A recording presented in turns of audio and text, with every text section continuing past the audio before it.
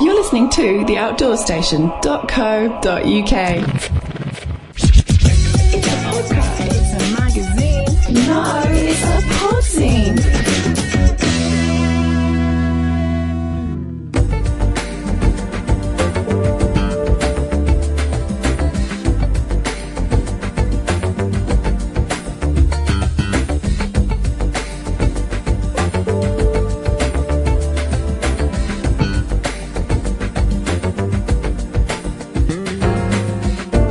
Increasingly these days, hikers and backpackers across the UK and Northern Europe are lightening their loads. Packs and tents are getting smaller and lighter, fewer clothes are being carried, with those that are being chosen for their versatility, and many walkers are replacing their heavy boots with lighter trail shoes. Lightweight hiking really is more fun, allowing you to travel longer distances in greater comfort.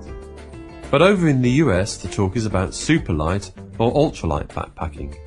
Over the pond, Gossamer Light gear is being produced by an army of specialist manufacturers who sell direct over the internet, offering cutting-edge and customised gear at high street prices. Over the last year or so, I've been experimenting with some of this ultralight gear and comparing notes with a few friends travelling a similar route. And for this podzine, I thought it would be interesting to get together and to reflect on our experiences so far. So I'm joined by Colin Ibbotson from Scotland, the lightest hiker on this year's RAB TGO Challenge, and Roman Ackl, a regular backpacker in the Alps who's become a well-known figure here in the UK through his popular Light Hiker blog. Colin and I took time out from the challenge, sat down with a pint and a microphone in the lounge of the Fife Arms at Braemar, and I started by asking Colin the big question. Did he think that ultralight backpacking makes sense in Northern Europe with our terrain and our weather conditions? I think it is. You do have to be very careful not to go too far, too soon, and also to go beyond your own abilities. But yeah, I do believe that it is perfectly doable in this country. The main benefit is getting to your location and still being able, in a fit state, to do other things, rather than just pitch your tent and collapse and that's you for the night until the next day.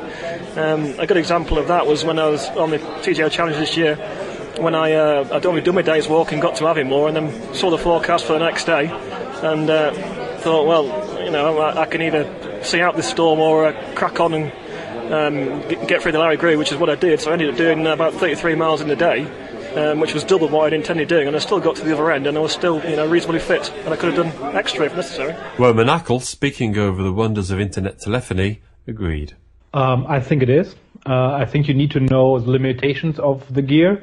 So you need to have some experience and you need to be comfortable with it. So I think there's a fine balance between safety and comfort, and everybody has, I would say, his own balance there. And you need to find your solution. And if you find it, and if it's within the lightweight or ultra lightweight range, that's perfectly fine. I think it's for everybody, because I think really everybody could benefit from it.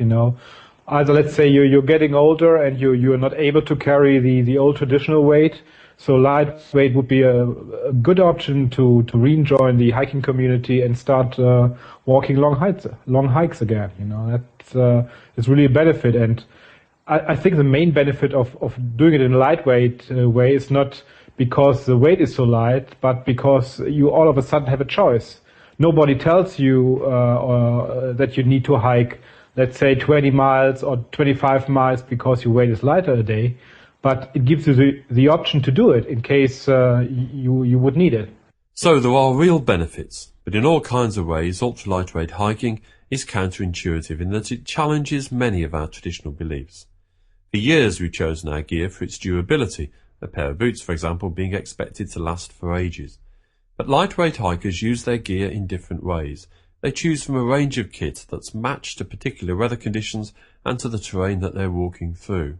But in common with all specialist pursuits and sports, lightweight hikers need to get to know their gear well, to understand its advantages and to be clear about its limitations.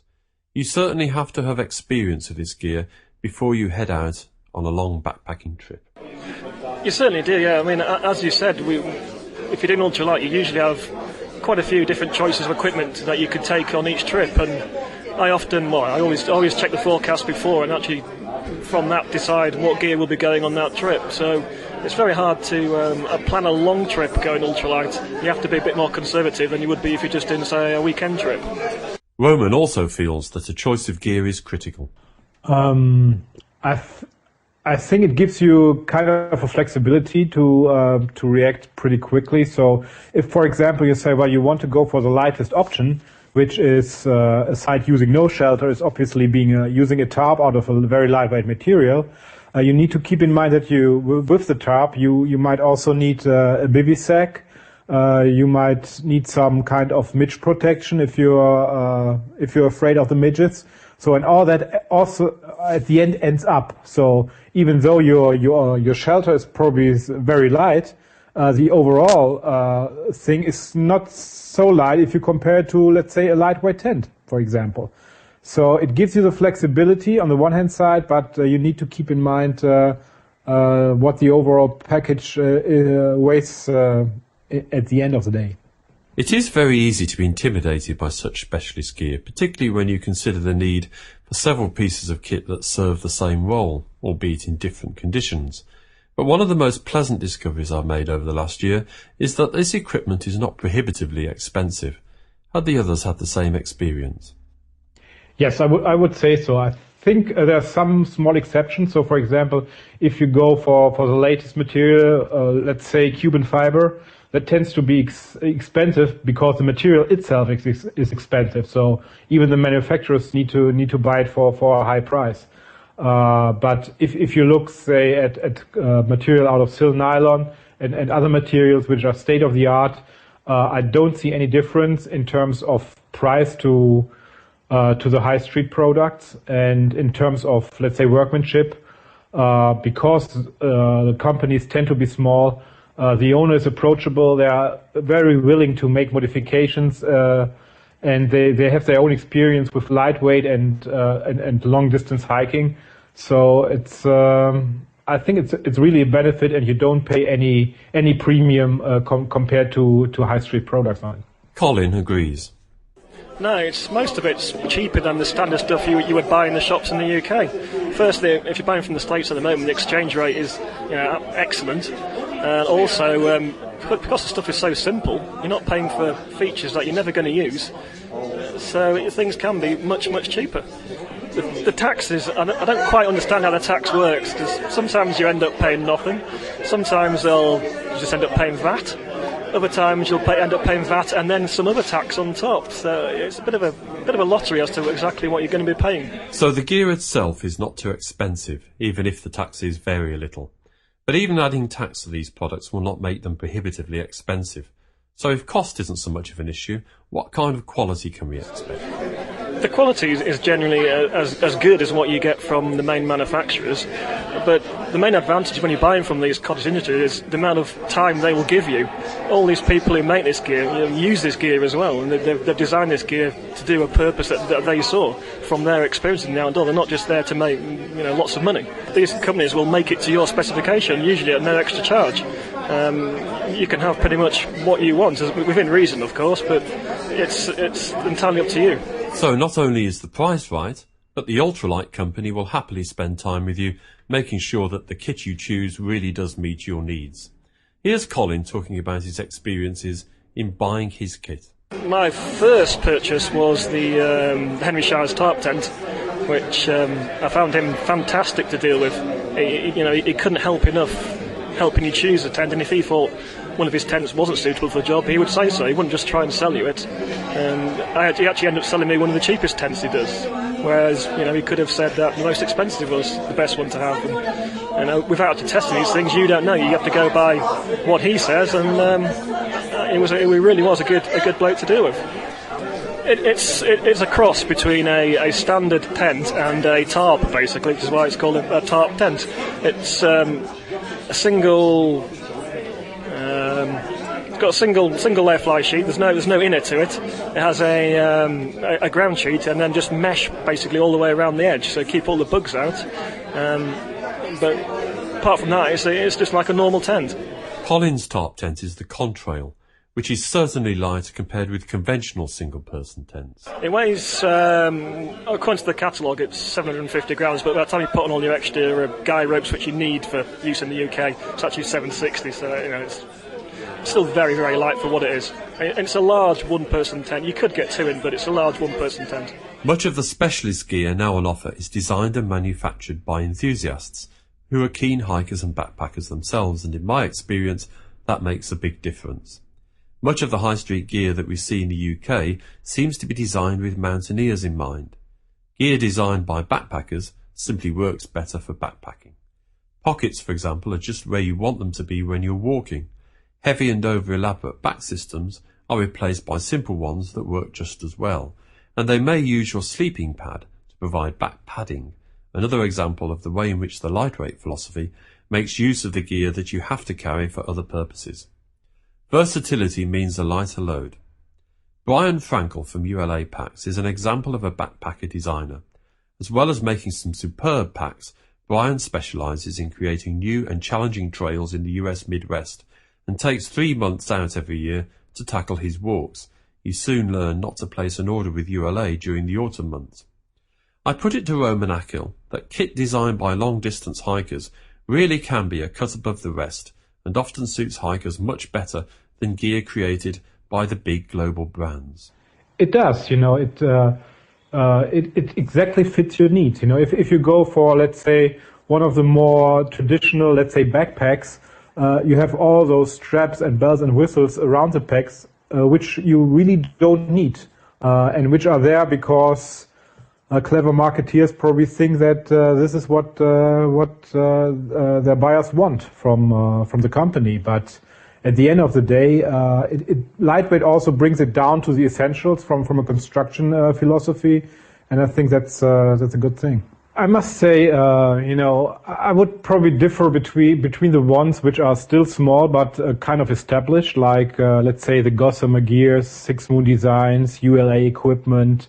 If you order stuff from backpackinglight.com in the US, they are already experienced. They, for example, Gossamer Gear sells thousands and thousands of packs. They're still small compared to the Gregories or low Alpines of the world, but they have it all under control. They have their production under control. So if they say they need 1, 2, 3, 4, 5, whatever weeks to deliver, you can take them by their words. So they will need that amount of time, but then they deliver.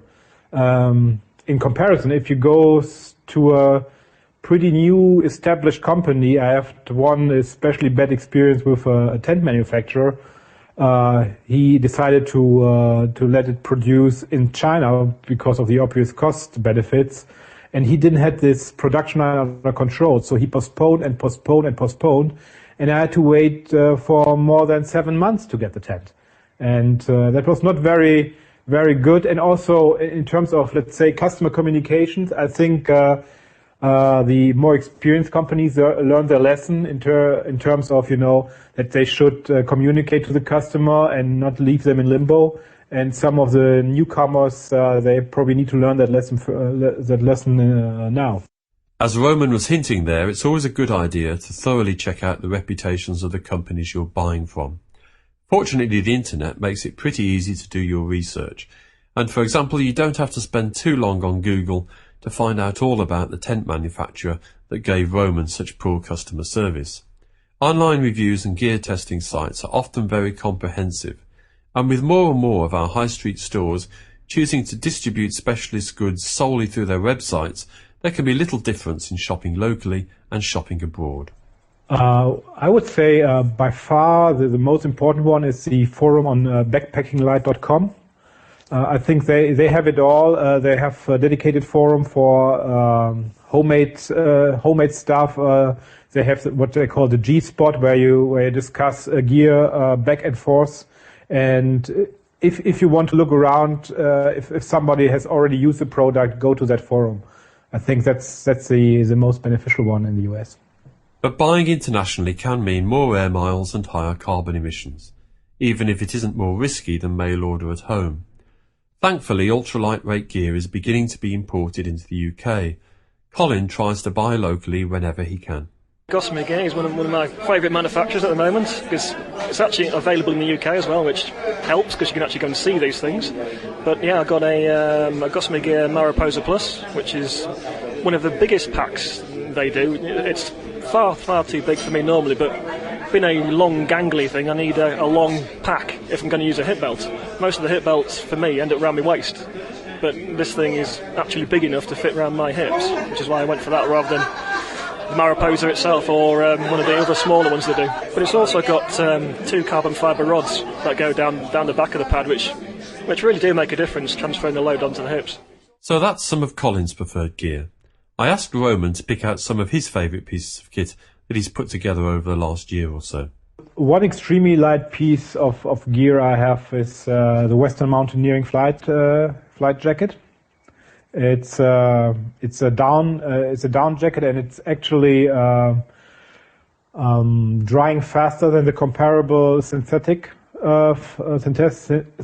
jacket. So it's really lightweight. I just need to look it up here in my list. Let's see. It's 119 grams, and that's pretty lightweight. And by the way, it's a flash vest and not the flight vest. So that's a lightweight piece of equipment. Another one is the Integral Designs Event rain jacket.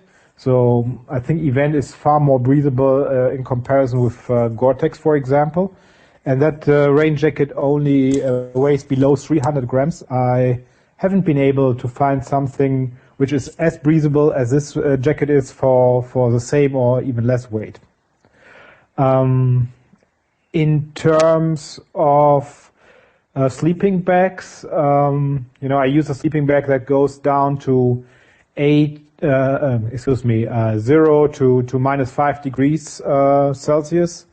And my sleeping bag of choice is the Western Mountaineering Summerlight, which only weighs 541 grams in the normal length, which is also pretty lightweight, and even lighter if you compare it, let's say, to one of the new quilt combos which are on the market. And it's always a debate if you should use a sleeping bag or a quilt. But again, it's a question of choice. What are you going to prefer? I use actually 2 packs. One is an old one, which is unfortunately not available anymore. It's a P2 from ULA Designs. It's Spectra nylon pack, which is not that lightweight. It's weighing a little bit below a kilogram, but it's very durable, and it has a good load capacity. So if you go for a longer trip, let's say 3 or 4 weeks, and you need to put in 1 week of food or something like that, that would be a suitable pack for it. And my current pack I'm using is a Gossamer Gear Mariposa, 536 grams I see here, including 100 plus a 105 Nightlight sleeping pad, which also forms at the same time as my bag.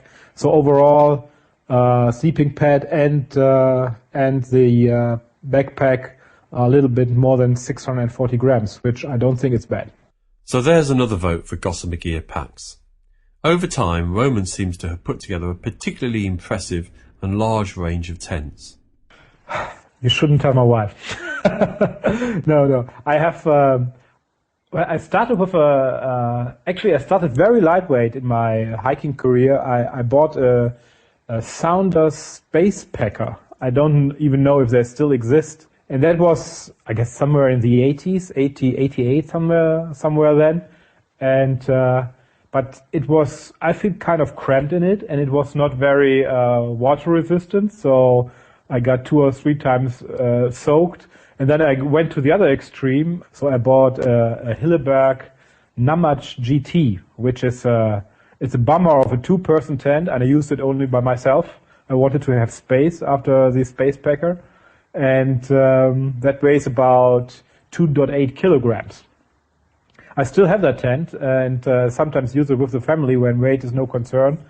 But currently, I will use for the first time in this year's hike, Tarp Tent Double Rainbow, And the top tent, double rainbow, comes in just a little bit above 1 kilo for a 2-person tent.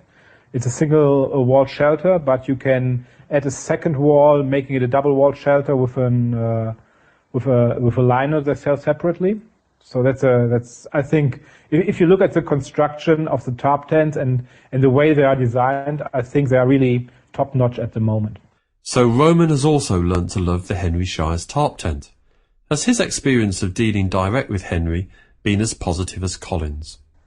Yeah, I found that specifically, I've asked him about some modifications of his double rainbow last year because I've read some reviews about wind stability and that stuff where there were some little shortcomings of that tent.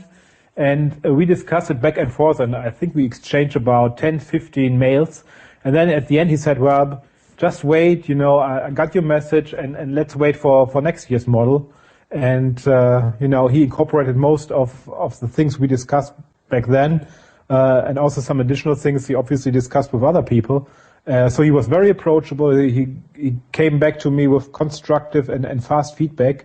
And he didn't even know if I was at the end buying one of his tents, And I think that is, again, one of the benefits out of those cottage industry makers. You talk with somebody who is experienced, who runs a shop, and if he wants to make something happen in terms of changes, he does make it happen.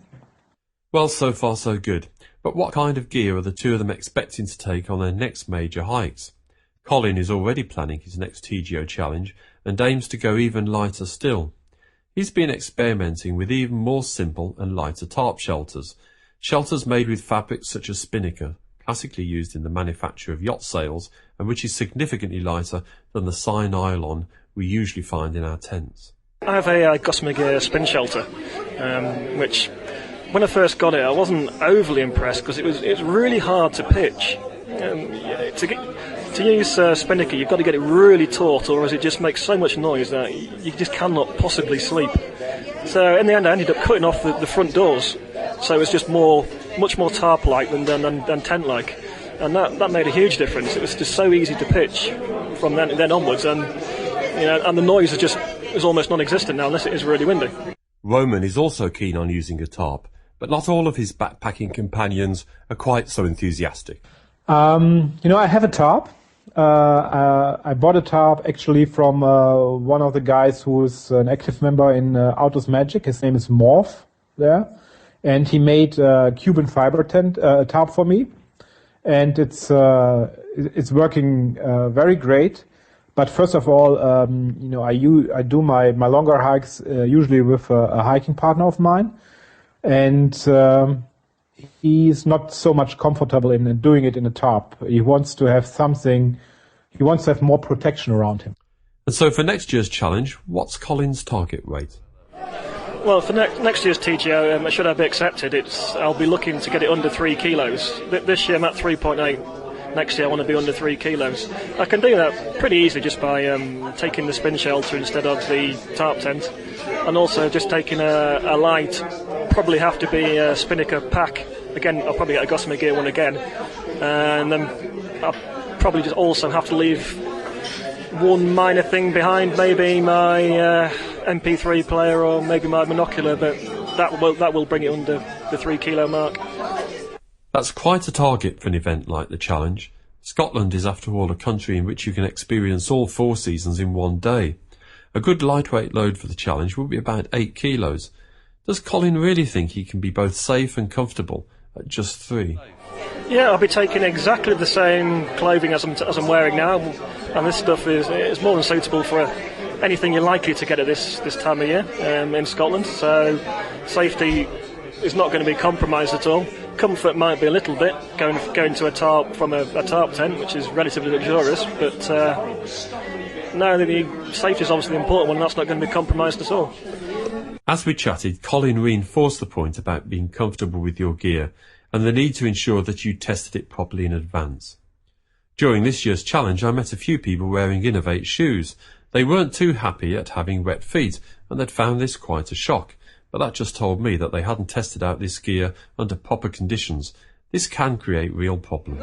The Innovate shoes, you are going to get wet feet, and you have to get used to that. If you can't get used to that, then don't wear Innovate shoes. Just expect them to be wet. Footwear, of course, is a very individual choice, and a good example of where even ultra-lightweight hikers make different choices to suit their own personal preferences. Here's Roman talking about his choice of footwear.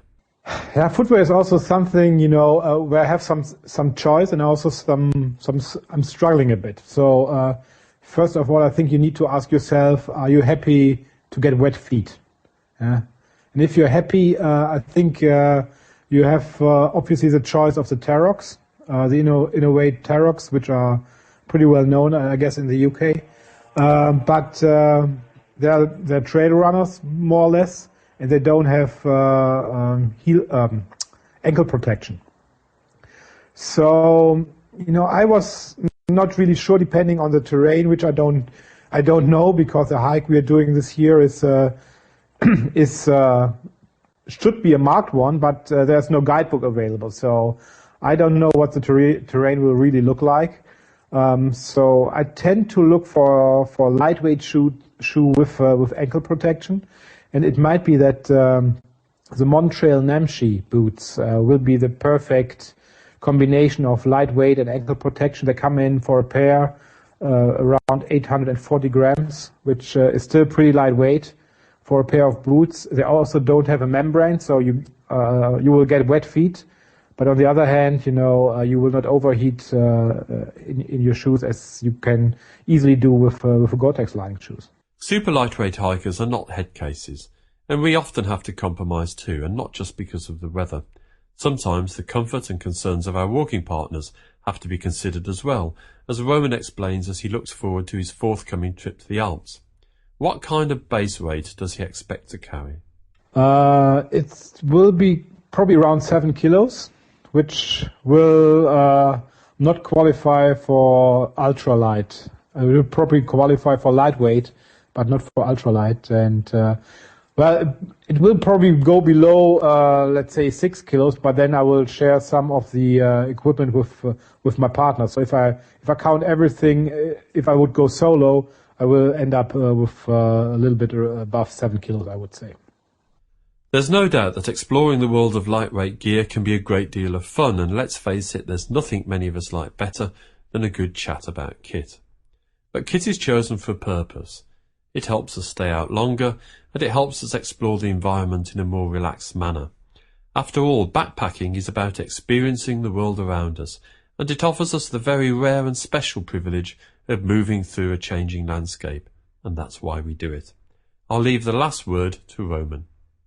Well, when I came to the lightweight gear by own experience, to be honest, when I started hiking, I didn't pay any attention at all to the weight of the gear, and I've carried a pack was easily weighing 25 kilos or more without food around the hills.